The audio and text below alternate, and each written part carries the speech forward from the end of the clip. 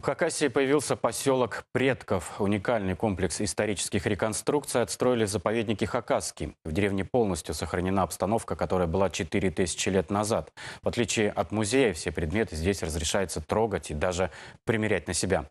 Одним из первых в необычном археологическом комплексе побывал наш корреспондент Виктор Буров.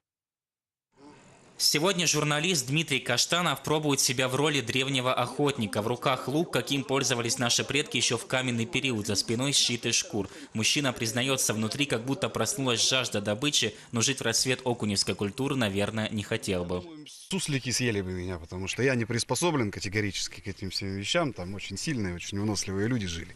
Из современного мира человеку делать там нечего совершенно. Комплекс реконструкции Ваглахты за считанные секунды окунает в атмосферу 4 древнейших культур. Авторы проекта сами построили жилища, соответствующие каждой эпохе, только из природных материалов, без единого гвоздя. В необычном музее можно увидеть, как готовили еду, плавили железо, шили одежду наши предки тысячи лет назад.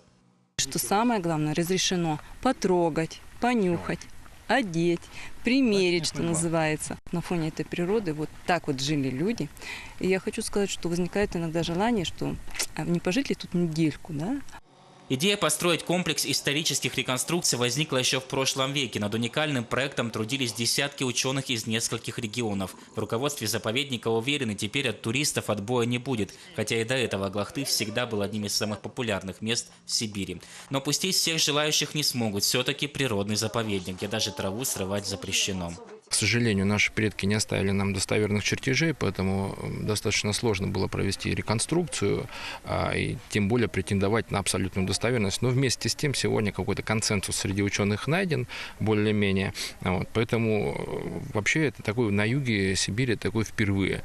Люди на территории заповедника Аглахты жили тысячи лет назад. Место привлекало большим количеством дичи, рыбы, а скальные хребты надежно защищали от нашествия врагов. Поэтому здесь даже воздух пропитан древностью. Каждое новое поколение что-то создает, привносит в этот мир земной, переработав некий предыдущий опыт. И для того, чтобы не навредить природе, не навредить тому месту, где живешь, очень важно и полезно использовать и просто применять тонкие наблюдения, знания, которые созданы нашими предками. Строительство комплекса «Поселок Предков» будет продолжаться. В планах возвести жилища еще 3 более древних культур. Работы начнутся уже весной. Виктор Буров, Дмитрий Кузнецов, Вести, Хакасия.